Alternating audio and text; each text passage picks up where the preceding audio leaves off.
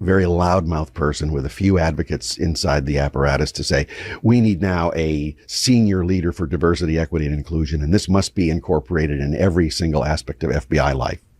Right. He goes along with all of this stuff. And it's a short hop, or maybe an inevitable hop from there to, hey, let's control the outcome of the 2024 presidential election. Yeah, because their biggest case in FBI history is rounding up people who are being charged with nothing more than misdemeanors. Forget the felons being charged, right? On misdemeanor counts, you don't have, that's not what the FBI was for, to hunt down people for misdemeanors. But you're now raiding people's homes for what, unauthorized assembly and unlawful parading, right, and trespassing, and you're running SWAT teams against them, and you're wrecking their families, and you're wrecking their reputations and their lives over misdemeanors. This is the FBI's biggest case in its January 6th in its entire history. Yeah. So you have agents, and you've had some of them here with you, who have been pulled off, child sex trafficking cases and counterintelligence cases, going after foreign spies. No, now to round up misdemeanor people. Yeah. 65-year-old people with diabetes who live in trailer parks who like Donald Trump. Yeah. Yeah. The weakest, most vulnerable people in our society. Yeah. And it's to set an example and to make people afraid, to make people feel isolated and then depressed and helpless.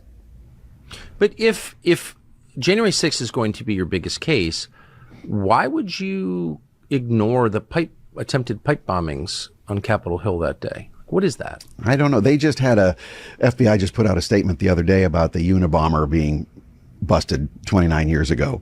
So they're bragging about one single case from a generation ago, and they can't even find someone who was caught on camera supposedly putting, pipe bombs at the RNC and the DNC. It seems pretty clear that was the intel agencies doing that. Yeah. Do you think that's possible?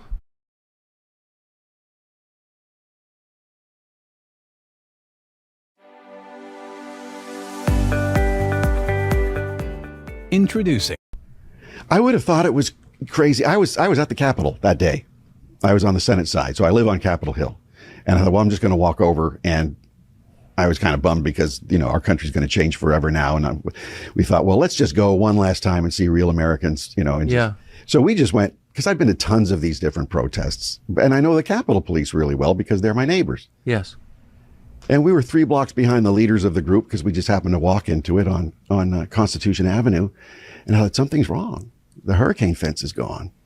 There are no canine units for the Capitol Police. There's no Capitol Police visibility at all. And just followed the crowd right up to the Capitol. And it was a pro-police crowd. And there was no trouble until it was either the Capitol Police or the DC Metro Police who started firing tear gas and flashbangs into the crowd, 50, 60, 80 feet away from where there was trouble. And we didn't know there was trouble up in the front. What do you think that was? Why was there on the day of a planned protest that every law enforcement and intel agency in the United States had conference calls about for weeks? Why was there no hurricane fencing or canine units? I can't speak about the canine units, but the hurricane fencing, it turns out, was taken down.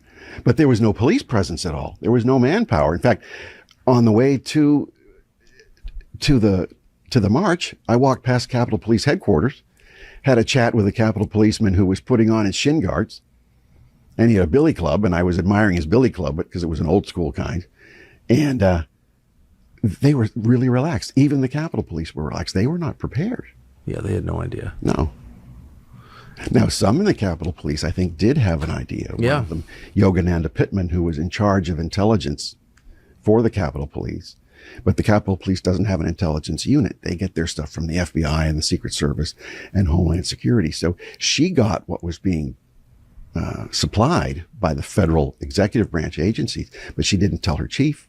No, I've talked to him about it at great length, and then she was rewarded by Nancy Pelosi with a very high-paying job, apparently, in the University of California system. Yeah.